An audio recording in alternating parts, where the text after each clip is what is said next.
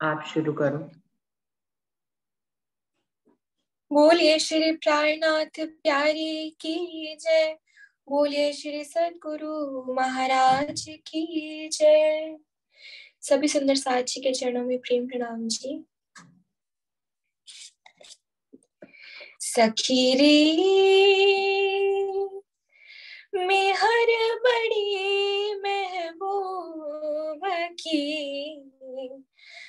अखंड अलेखे हो, अखंड अलेखे। सखीरी मेहर बड़ी महबूब की, अखंड अलेखे हो, अखंड अलेखे।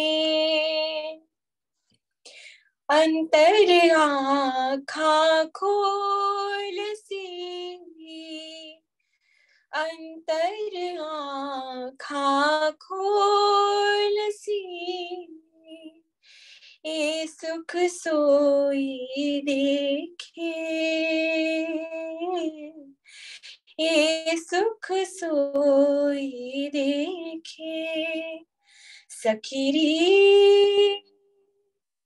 मेहर बड़ी महबूब की, अखंड अलेखे हो, अखंड अलेखे।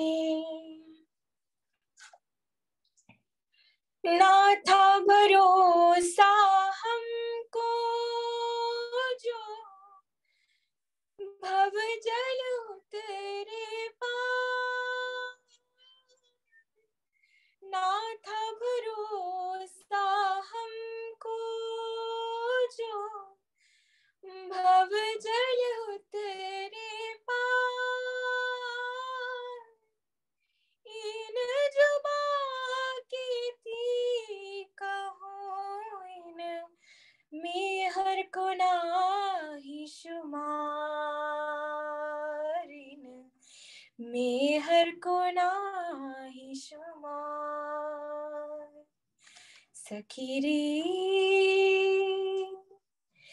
मेहर बड़ी महबूब की, अखंड अलेखे हो, अखंड अलेखे।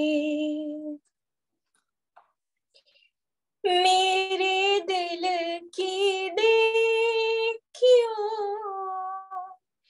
मेरे दिल की देखियो, दर्द न कछु इश्क, मेरे दिल की देखियो, दर्द न कछु इश्क। ना सेवा ना बंदगी, ए मेरी बीतक, ये मेरी बीतक। सखीरी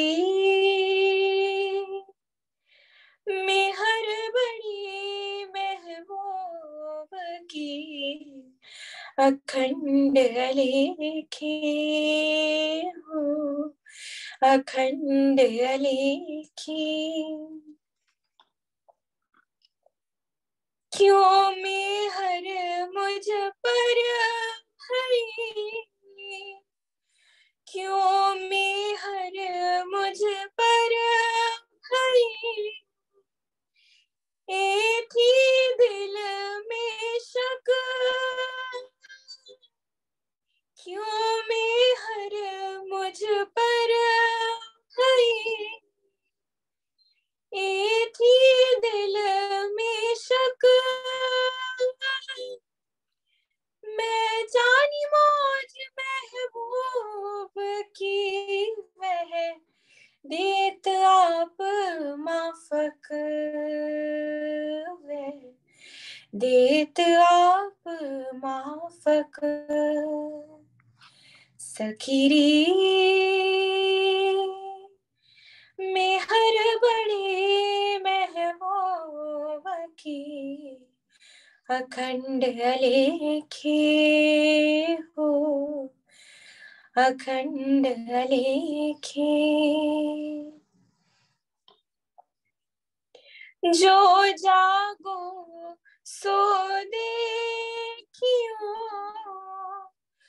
जो जागो सो देखियो, लीला शब्दातीत। जो जागो सो देखियो, लीला शब्दातीत। मेहरीत प्रगट करी मूल धाम की रीत, मूल धाम की रीत। सखीरी मेहर बड़ी महबूब की अखंड अलेखे हो, अखंड अलेखे। हुक्म सरत इत आए मिली जो, हुक्म सरत इत आए मिली जो, फुरमाई थी फुरमान। हुक्म सरत इत आए मिली जो, फुरमाई थी फुरमान। महामती साथ को ले चले कर लीला निदान, कर लीला निदान। सखीरी मेहर बड़ी महबूब की अखंड अलेखे हो, अखंड अलेखे। अंतर आँखा खोल सी, अंतर आँखा खोल सी, ए सुख सोई देखे, ये सुख सोई देखे। सखीरी मेहर बड़ी महबूब की अखंड अलेखे हो, अखंड अलेखे, अखंड अलेखे हो, अखंड अलेखे। बोलिए श्री प्राणनाथ प्यारे की जय, बोलिए श्री सतगुरु महाराज की जय। प्रणाम जी। प्रणाम जी चाहत, धन्यवाद। सभी सुंदर साथ जी को मेरा प्रेम भरा प्रणाम। शुरू करते हैं सुंदर साथ जी। प्रथम लागू दोई चरण को, धनी ना छुड़ाइयो खेन। लाख तली लालेड़िया, मेरे जीव के ही जीवन। इन पाओ तले पड़ी रहूं, धनी नजर खोलो बातून। फल ना वालो निरखो नेत्रे, मेरे जीव के ही जीवन, मेरे जीव के ही जीवन। श्री बंदो सतगुरु चरण को, करूं सो प्रेम प्रणाम। अशुभ हरन मंगल करन, धनी श्री देव चंद्र जे नाम। श्री प्राणनाथ निज मूलपति, श्री मेहराज सुनाम। तेज कुंवर श्यामा युगल, जी को पल पल करूं प्रणाम। पिया जी को पल पल करूं प्रणाम।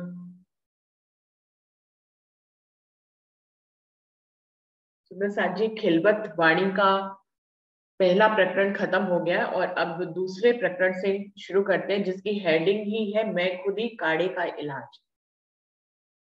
पहली बात तो मैं खुदी सबके अंदर है ही है। मैं खुदी की पहचान करना, फिर उसको अपने अंदर से अपने से अलग करना। मैं खुदी इस ब्रह्मांड में जो है, कहना चाहिए हमारा अस्तित्व है। मैं के बिना तो काम ही नहीं चलता। मैं उठती हूँ, मैं खाती हूँ, मैं पीती हूँ, मैं ये काम करती हूँ, मैं वो काम करती हूँ, मतलब इस मैं के बिना तो यहाँ बात ही नहीं होती। कोई शब्द भी मैं के बिना निकलता ही नहीं है। आप कितना कितना ज्ञान पढ़ लें, आप इस प्रकरण को भी कर ले, मैं खुद ही काढ़े का इलाज भी पढ़ ले, आपको इलाज समझ में भी आ जाए, आप उसको कार्यान्वित भी कर ले, अपने ऊपर एप्लीकेबल भी कर ले, लेकिन दूसरे को बात समझाने के लिए फिर मैं खुद ही का सहारा लेना पड़ता है।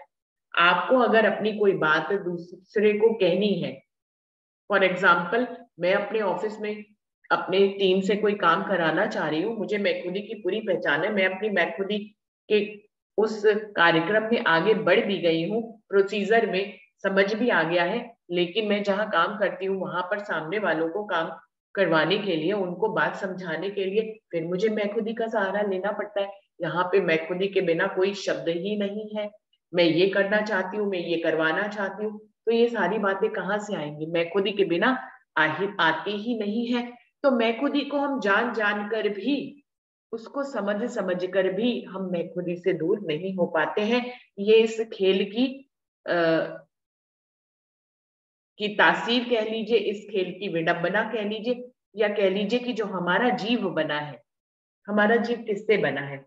महाविष्णु से बना है, आदि नारायण से बना है। वो कौन है? अक्षर के मन का स्वरूप है। उन्होंने इस दुनिया में जब मोह तत्व में अंडे के रूप में विराजमान थे, तो उन्होंने दुनिया बनाने के लिए सबसे पहले संकल्प ही क्या किया?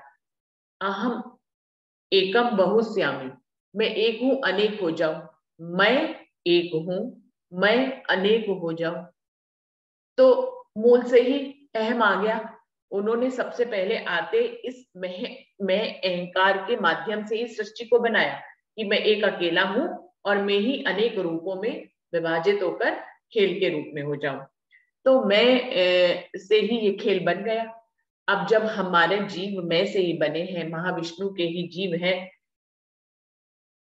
और उनकी मैखुदी के ही स्वरूप है, उनकी मैखुदी से ही बने हैं, तो मैखुदी को निकालना तो बहुत ही कठिन है, बहुत ही मुश्किल है। इस ब्रह्मांड में रह के मैं को निकालना बहुत कठिन है, बहुत बहुत कठिन है। और मैं को निकाला कब जा सकता है? ये प्रकरण शुरू आज हो रहा है, लेकिन इसकी भूमिका तो पिछले प्रकरण से ही तैयार हो गई थी।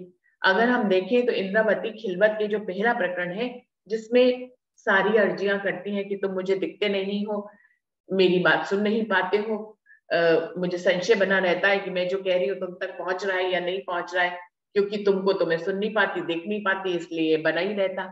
फिर उसके बाद जो है ज्ञान ज्ञान के सागर में आती हैं, तो जानती है कि सब कुछ यहाँ और वहां सब धनी का ही हुक्म है।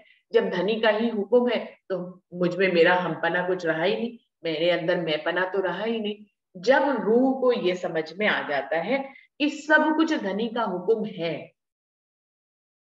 तब उसके अंदर मैंपना नहीं रहता है। वरना ये ये जाने बिना मैं खुद ही को छोड़ना बहुत ही कठिन है। पूरे ब्रह्मांड में, ये जहां हम रह रहे हैं, हम जिस पल हम सो रहे हैं, हम जाग रहे हैं, हम उठ रहे हैं, बैठ रहे हैं, खा रहे हैं, पी रहे हैं, हर स्थिति में, हर पल में, इंद्रावती जी ने पिछले प्रकरण में बता दिया कि यहाँ पे दम न खाली, जर्रे जर्रे में धनी का ही हुक्म समाया हुआ है। यहाँ पर धनी के हुक्म से छूट कर कुछ है ही नहीं। जब धनी के हुक्म से छूट कर कुछ है ही नहीं, तो हम कहाँ हैं? हम हैं ही नहीं।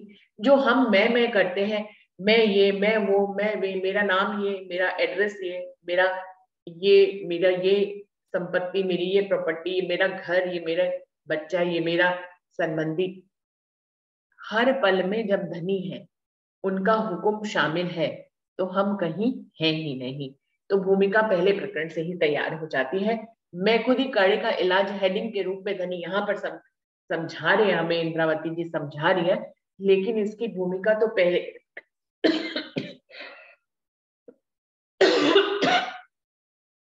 पहले प्रकरण से ही तैयार हो जाती है सुंदर साथ जी, जहां इंद्रावती की आत्म हमें ये कहती है कि हर तरफ धनी का हुक्म काम कर रहा है, जर्रे जर्रे में धनी का हुक्म काम कर रहा है।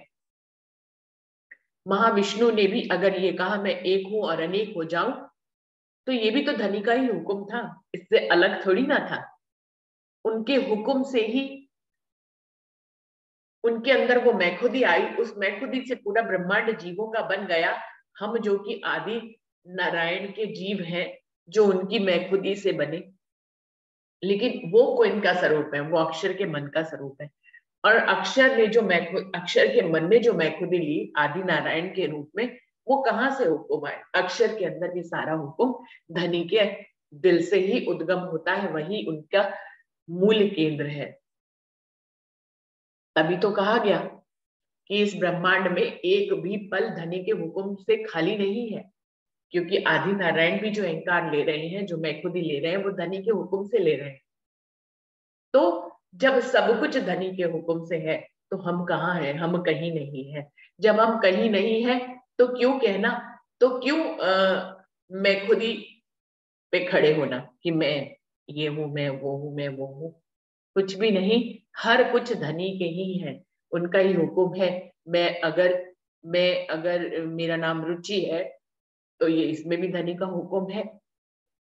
मेरा कानपुर एड्रेस है, तो ये भी धनी का हुक्म है।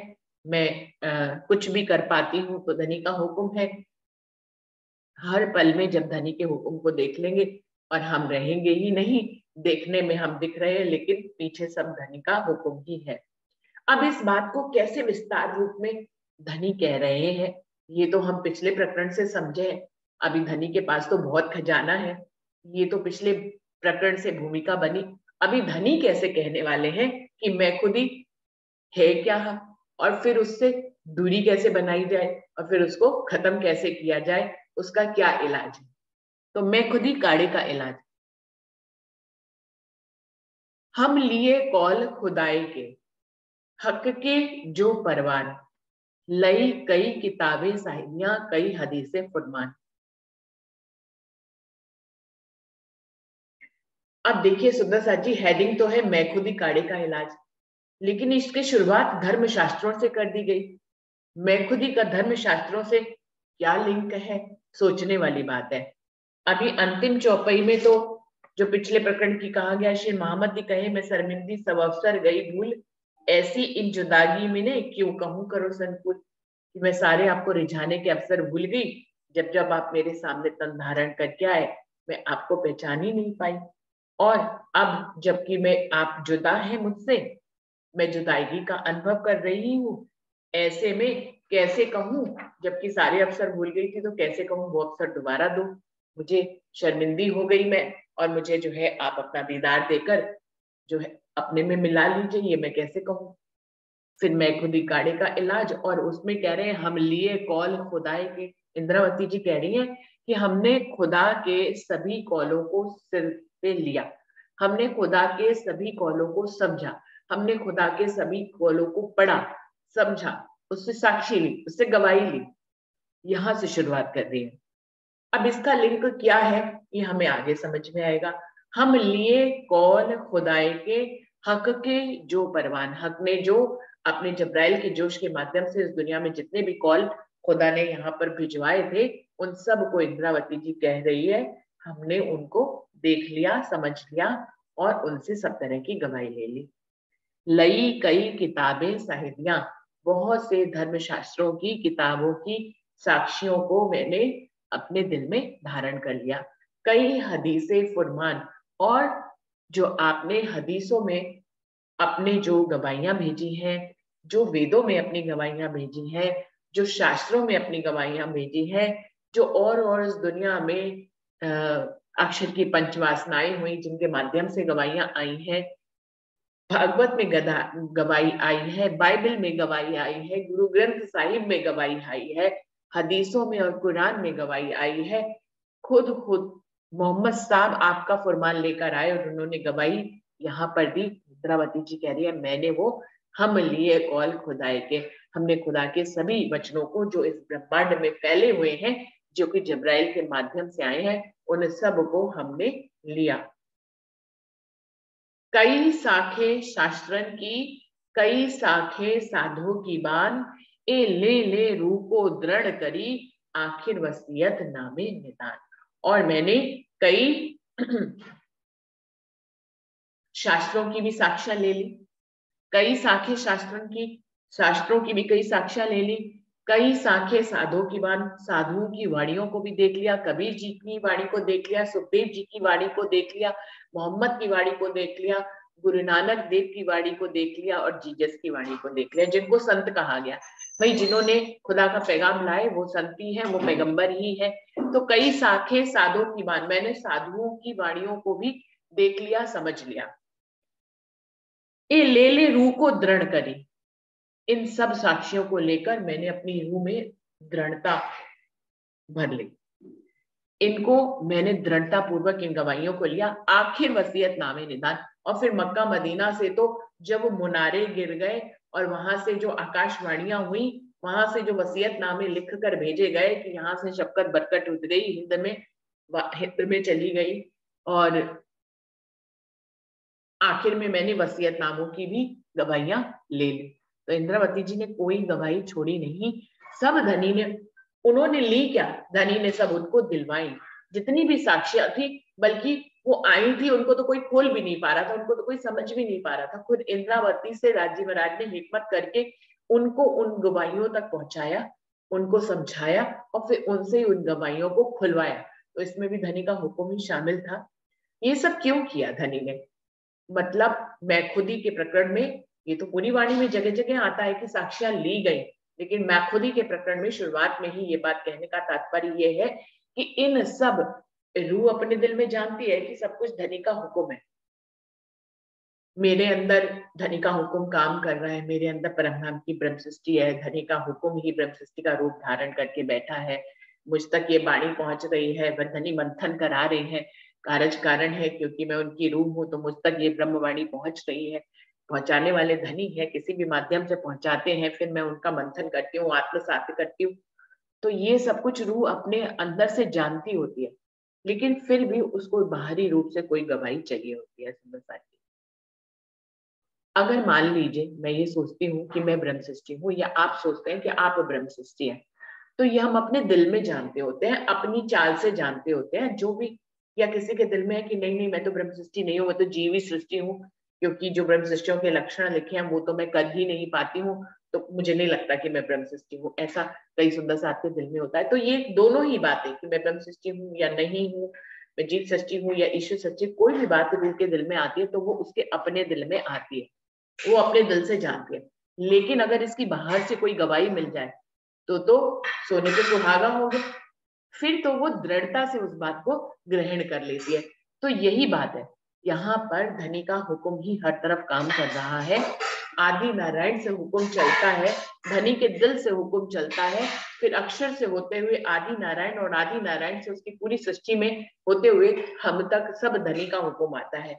अब इस बात की गवाही कोई शास्त्र भी दे दे, इस बात की गवाही जो है हमें वेदों से मिल जाए, कतेबों से मिल जाए, और हमें कुरान से मिल जाए, गुरु ग्रंथ साहिब से मिल जाए, तो सारी बातें दृढ़ नहीं हो जाती? बहुत ही दृढ़ हो जाती है। हम जो बात, अपनी बात दृढ़ता से किसी को भी कह पाते हैं तो इसलिए कह पाते हैं क्योंकि हमें ब्रह्मांड के और तरफ से भी उनकी बातों की गवाहियां मिली हुई होती हैं। तो इस तरह से जब हमारे दिल में कोई बात होती है, चाहे हमारे हमें हमें हमारे धनी डायरेक्ट समझा रहे हैं, फिर भी हम बाहर से एक गवाही लेना चाहते हैं, वो भी गवाहियां धनी के ही माध्यम से भेजी गई हैं, वो भी कोई और हमें नहीं दे रहा है, वो भी हमें धनी ही दे रहे हैं। तो धनी हमें क्या कर रहे हैं? हमें दृढ़ करने के लिए सब तरफ से गवाहियां दे रहे हैं। हमारे दिल में बैठकर, हमारे दिल में बैठकर हमसे ब्रह्मवाणी का मंथन करवाते हैं, तो हमें ब्रह्मवाणी से गवाही तो मिलती है, अपनी तारतम वाणी की गवाही के आगे हमें किसी और गवाही की क्या ही जरूरत है सुंदर साची। लेकिन जब इस गवाही के साथ हमें किसी और शास्त्र से भी उस बात की गवाही में मिल जाती है, तो सोने पे सुहागा हो जाता है। अब इस ब्रह्मांड में मैं खुद ही कैसे काम कर रही है, ये आदि नारायण से काम कर रही है, ये बात हमें तो ब्रह्मवाणी से मालूम ही है, लेकिन पूरे ब्रह्मांड के और शास्त्रों में भी यही बात है। जब ये बात हमें वहां से भी मिल जाती है तो मतलब एक और एक मिलके 11 हो जाते हैं। कहने का मतलब ये है, हमारे दिल में जो बात आ रही होती है वो हमें बाहर से भी मिल जाती है, तो बहुत ही उत्तम होता है। अभी जब हम मंथन करते हैं दूसरी बैठक में, तो सुंदर साथ जी कितना अच्छा लगता है कि हमने कोई बात कही किसी भी टॉपिक के ऊपर, और हमने देखा सामने वाले ने भी उसी बात को दूसरे शब्दों में कह दिया। बड़ी खुशी होती है कि देखिए कैसे वाहिदत मिल गई, कैसे एक दिली हो गई, जो बात मैंने कही वही उन्होंने कही। तो इस तरह से भी गवाहियां मिलने से एक और एक 11 हो जाते हैं। तो इस प्रकरण में इन दो चौपाइयों का शुरुआत में आने का तात्पर्य सिर्फ इतना ही है कि मैं खुद ही है क्या, कहाँ से चली, कहाँ से आई और कैसे हमारे अंदर काम कर रही है, इसकी गवाही वाणी के अलावा हमें सभी शास्त्रों से धनी दिलवाते हैं, जो इंद्रावती जी ने कहा है कि मैंने ली है। और ये ले रूह को दृढ़ करी, इसको लेकर ही मेरे हृदय में दृढ़ता आ गई। किस बात की दृढ़ता आ गई? जो इंद्रावती अपने स्वरूप को समझ रही है, वो इंद्रावती है, परमधाम से आई है, धनी उनके ऊपर दिल को अर्श करके बैठे हैं, उनको दर्शन दिया है और उनके द्वारा जो है ये ब्रह्मवाणी उतर रही है। हाँ, वो हक की स्वरूप है, वो श्यामा मरानी का दूसरा तन है। ये सब बातें उनको धनी देवचंद जी ने भी बताई थी, उनके सदगुरु ने भी बताई थी। तो वहां सदगुरु ने तो बताई थी, उस समय वो अनजान थे। वो बाद में कहते हैं कि जब वो 22 दिन मेरे साथ रहे धाम गमन से पहले, उन्होंने मुझे भविष्य में होने वाली हर बात की बात बताई। मैंने अपने रूह में उसको रख भी लिया, धारण भी कर लिया, लेकिन उस समय में अनजानपने में थी, ज्ञान था नहीं।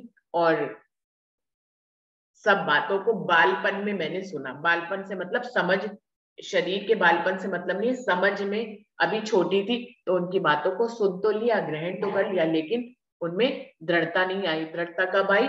जब ब्रह्मवाणी उतरनी शुरू हुई, तो ब्रह्मवाणी से ही उनको साक्षी मिल गई, और फिर उनके बाद सारे ब्रह्मांड की शास्त्रों की वाणियां उनको खुल गई, तो पूरी दृढ़ता आ गई। तो वो क्या कह रही है? ए ले रूह को दृढ़ करी, आखिर वसीयत नामे निदान। और आखिरी गवाही वसीयत नामों की भी मैंने ले ली। अब लेकर दृढ़ किस बात को किया? वो क्या दृढ़ हुआ?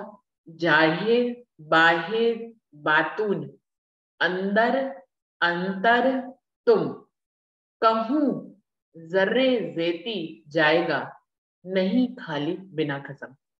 सब बातों का निचोड़ क्या निकाला, इतनी गवाहियां ली, तारतम वाणी पढ़ी, समझी, इन बातों का निचोड़ क्या निकला? जो पिछले प्रकरण की चौपाइयों में, आखिरी चौपाइयों में कहा, वहां पर भी एक निष्कर्ष निकाल दिया गया, और वही निष्कर्ष अब यहाँ पर भी उनको बाहरी गवाहियों से भी वो निष्कर्ष ही निकल कर आया। क्या? जाहिर बाहिर बातून, अंदर अंतर तुम। कहीं पे भी देख लो, इस जाहिरी दुनिया में नजर उठाकर कहीं देख लो, इस दुनिया के मूल में आदि नारायण जो है उनमें देख लो, उसके बातून अक्षर ब्रह्म में देख लो, उसके भी अंदर परम धाम के स्वरूप में देख लो, उसके भी अंतर मार्फत में राज्य को देख लो। सुंदर सा जी एक एक से समझ। जाहिर, जाहिर क्या? यहाँ हम सब कुछ जो देख रहे हैं, जितना भी कुछ जाहिरी रूप में देख रहे हैं और जितना भी बाहर के रूप में हम देख रहे हैं, नजरें उठाते हैं, सब तरफ दुनिया और माया दिखाई देती है, यहाँ पर हर तरफ मैं खुद ही दिखाई देती है। तो जाहिर जितनी भी बातें जाहिरी और बाहरी रूप में हम इस ब्रह्मांड को देखते हैं, अपने अंदर देखते हैं, किसी भी रूप में देखते हैं, और फिर उसके बातून में क्या देखते हैं कि सबका मूल कारण कौन है? आदि नारायण, जिनसे ये ब्रह्मा, जिससे ये ब्रह्मांड बना। और उसके भी अंदर अगर जाए तो वो किसके मन का स्वरूप है? अक्षर के मन का स्वरूप है। तो हम योग माया को जान जाते हैं, अक्षर को जान जाते हैं कि अक्षर अपनी कार्य क्षेत्र से, योग माया से कैसे जो है मन के स्वरूप से वो आदि नारायण बनते हैं और इस अहंकार को लेते हैं। तो अंदर, यदि अंदर जाए, बातून के भी, जाहिर और बाहिर के जो अंदर बातून है, उसके बातून के भी यदि हम अंदर जाएं तो अक्षर ब्रह्म समझ में आते हैं कि अक्षर ब्रह्म आदि नारायण का भी जो कारज कारण है वो अक्षर ब्रह्म है। और उस अंदर के भी यदि अंतर में चले जाते हैं, उस अंदर के भी यदि अंतर में चले जाते हैं, तो अक्षर के भी मूल कारण कौन है? अक्षरातीत है। अक्षर के भी अक्षर के लिए भी जो भी हुक्म पारित होता है, अक्षर के दिल में भी कोई इच्छा उत्पन्न होती है, तो वो उसके भी अंतर में कौन है? धनी ही है। तो सब क्या मिलान करा? जाहिर बाहिर बातून अंदर अंतर तुम। अंत में क्या निकला? अंतर तक पहुंचकर कहां पहुंचे? मार्फत में तुम। हे धनी, तुम ही हो। जितना कुछ भी हम यहाँ देख रहे हैं, उसके बातून में जो हम महाविष्णु को देख रहे हैं, उस बातून के भी अंदर जो हम देख रहे हैं अक्षर ब्रह्म को, उस अंदर के भी अंतर में जो हम देख रहे हैं वो अक्षरातीत तुम ही हो। पूरी बात वहीं से ही चलती है। जो जो पूरे ब्रह्मांड में, परम धाम में, फिर योग माया में, और योग माया से इस काल माया में, सब तरफ धनी का ही हुक्म है, चल रहा है। कहने को तीन पुरुष की लीला है, शरक्षर और अक्षरातीत की, लेकिन इन दोनों पुरुषों के पीछे जो तीसरा पुरुष है वो अक्षरातीत ही है। तो यही कहने का उनका तात्पर्य है। कहूं जर्रे जेती जाएगा, नहीं खाली बिना खत्म। जब इतना मैं बाहर से लेकर अंतर तक जब तुमको देख लेती हूँ, समझ में आ जाता है कि सिर्फ तुम ही तुम हो धनी। तो मुझे इस ब्रह्मांड में जाहिरी रूप में जो मैं देख रही हूँ, उसमें एक तिनके जितनी जगह भी मुझे आपके बिना खाली नहीं दिखाई देती है। मतलब यहाँ के जर्रे में भी तुम ही हो। सारी सृष्टि कहती है। हरिद्वार के मेले में भी धनी ने कई लोगों से साक्षात किया, जिसमें कई लोगों ने कहा कि इस ब्रह्मांड में जर्रे जर्रे में खुदा है, और छोटे जीव से लेके बड़े जीव तक सब तरफ खुदा ही खुदा है। तो धनी ने उनकी इस बात को नहीं माना था और उनसे प्रश्न किया था कि यदि छोटे अणु से लेकर हस्ती तक सब तरफ अगर ब्रह्म ही है, तो वेद शास्त्र काहे हुए? फिर किसको किसको ज्ञान देना है, किसको किसको समझाना है? तो उनकी इस बात को काटा था। जर्रे जर्रे में, अभी खुद कह रहे हैं कि जर्रे जर्रे में, एक जर्रे जितनी जगह भी मुझे तुमसे खाली नहीं दिखाई देती है। तो फिर उनके वाक्यों में और धनी के वाक्यों में क्या फर्क है? उनको तो ये कहकर काट दिया कि यदि अणु से लेकर हाथी तक सब तरफ अगर ब्रह्म ही है, तो ये वेद शास्त्र काहे को आए? एक अज्ञानी दिख रहा है, एक ज्ञानी दिख रहा है। यदि दोनों ही ब्रह्म है तो एक अज्ञानी क्यों है, ज्ञानी क्यों? फिर एक को जो है धर्मशास्त्र पढ़कर दूसरों को समझाने क्यों है, और एक को समझने क्यों है? तो उस तरह से उनकी बात काटी, क्योंकि यहाँ पर भेद है। वो जिस रूप में कह रहे हैं कि ब्रह्म है, यहाँ पर ब्रह्म अपने हुक्म से है, अपनी सत्ता से है, वो साक्षात रूप में यहाँ पर नहीं है सुंदर साथ जी। और उन लोगों के कहने का तात्पर्य जो था वो ये था कि यहाँ पर परमात्मा जर्रे जर्रे में समाया हुआ है, यहाँ पर हर रूप में परमात्मा को देख सकते हैं। छोटे अणु से लेकर बड़े हस्ती तक सब तरफ ब्रह्म ब्रह्म ब्रह्म ही है, जो कि बात गलत है। ब्रह्म इस रूप में नहीं है इस ब्रह्मांड में। ब्रह्मांड में ब्रह्म जो है वो हर कण में जो है अपने हुक्म से है, अपनी सत्ता से है। वो पूर्ण साक्षात स्वरूप से तो परम धाम नहीं है, इस ब्रह्मांड से बिल्कुल अलग है। अगर वो इस ब्रह्मांड के जर्रे जर्रे में इस तरह से होता, तो फिर सुंदर साथ जी किसी को भी दर्शन करने में क्या ही मुश्किल होती, फिर तो कहीं पे भी उसके दर्शन किए जा सकते थे। इस तरह से वो यहाँ नहीं है, वो सत्ता के रूप में है। तो क्या कह रही है इंद्रावती, मैंने सब धर्म शास्त्रों से गवाहियां लेकर यही जाना कि जाहिरी बाहिरी बातूनी अंदर अंदर तक तुम ही हो। तुम्हारे मार्फत में, तुम्हारे हृदय से ही हुक्म चलता है, जो यहाँ पर प्रफुल्लित हो जाता है। इस तरह से जैसे बिजली का पावर बैंक एक ही होता है, मूल बिजली घर, और वहां से वो पूरे देश में जो है वो चलता रहता है, उसकी उसकी जो करंट जो होता है। ऐसे ही कहीं पे भी तुम्हारे बिना कोई भी जगह खाली नहीं है धनी। सब ठौरो सुध तुमको, कछु छूट न तुम इलम। एक सक मेट बेसक तुम करी, कछु न बिना हुकुम खसम। वही बात बार बार कहेंगे, सब ठौरो सुध तुमको। कोई भी जगह ऐसी नहीं है जहां कछु छूट न तुम इलम, तुम्हारे इलम से कोई भी बात छूटी हुई नहीं है। तुम्हारे इल्म ने ही तो ये बात दृढ़ कर दी। इस दुनिया में अगर कोई बात ऐसी है कि हमें नहीं पता है, तो आपके ज्ञान के माध्यम से हम वो जान सकते हैं। क्या सब ठौरों सुध तुम कर, तुमने ये जो ज्ञान दिया है, इसमें हर ठौर की सुध है। शर से लेकर अक्षर और अक्षर से लेकर अक्षरातीत तक की सुध इसमें है। और जितने भी धर्म शास्त्र हैं उसमें गवाहियां तो है, लेकिन अक्षरातीत के रूप, सौंदर्य और वहां की उनके स्वलीला अद्वैत की कहीं कोई बात नहीं लिखी गई है। लेकिन ये इलम ऐसा है, कछु छूट ना तुम इलम, ये इलम ऐसा है जिसमें शर से लेकर अक्षरातीत तक तीनों ब्रह्मांडों की सारी सुध है। और जब महाविष्णु की सुध है तो उनके पूरे ब्रह्मांड के जर्रे जर्रे की सुध है। अक्षर की सुध है तो अक्षर के ब्रह्मांड की योग माया के जर्रे जर्रे की सुध है। अब इसमें अक्षरातीत की सुध है तो अक्षरातीत का ब्रह्मांड जो परम नाम का है उसके जर्रे जर्रे की इसमें सुध है। तो कह रहे हैं सब ठौरो सुध तुमको, कछु छूट न तुम इलम, तुम्हारे इलम से कुछ भी छूटा नहीं है, एक जर्रे जितनी बात भी इस इलम से छूटी हुई नहीं है। ये एक ऐसी तारतम्य इलम है जिसने इसको जान लिया, इसको समझ लिया, वो समझ लो तीनों तीनों पुरुषों के बारे में सब कुछ जान लिया, शर अक्षर और अक्षरातीत। और जब शर अक्षर अक्षरातीत को जान लिया तो उनके तीनों ब्रह्मांडों को, काल माया, योग माया और परम धाम के बारे में वो जान ही जाएगा। और जिसने इन तीनों ब्रह्मांडों और तीन पुरुषों के बारे में जान लिया उसको फिर क्या ही जानना है, कुछ भी जानना बाकी शेष नहीं रह गया। यही बात कह रहे हैं, सब ठौरो सुध तुमको, कछु छूट न तुम इलम, तुम्हारे इलम में कुछ भी छूटा हुआ नहीं है, तुम्हारे इलम में हर ठौर की सुध है। ए सक में बेसक तुम करी, कछु न बिना हुकुम खसम। और इसीलिए क्योंकि इस वाणी में सब जगह की पूर्ण सुध है, इसलिए जो इस वाणी को आत्मसात करता है वो उसके सारे संशय मिट जाते हैं और वो बेसक हो जाता है। तो वो कह रही है, इंद्रावती जी कह रही है, आपने मुझे इस वाणी को मेरे मुख से कहलवाकर मुझे इस वाणी तक लाए और देखिए सारे संशय मिट गए। आपने अंदर से मुझे ये वाणी उतरवाकर इस वाणी को आत्मसात कराकर अंदर से भी मुझे निशंक कर दिया और फिर बाहरी रूप में इस ब्रह्मांड से भी और गवाहियां देकर मुझे निशंक कर दिया। तो मेरे भी अंदर और बाहर ज्ञान की ये जो लीला है इससे मैं निशंक हो गई, बेशक हो गई, सारे संशय मेरे मिट गए। ए सक मिट बेसक तुम करी, कछु न बिना हुकुम खसम। और मुझे निष्कर्ष रूप में पता लग गया कि हे धनी, इस ब्रह्मांड में तुम्हारे हुकुम से कुछ भी छूटा हुआ नहीं है।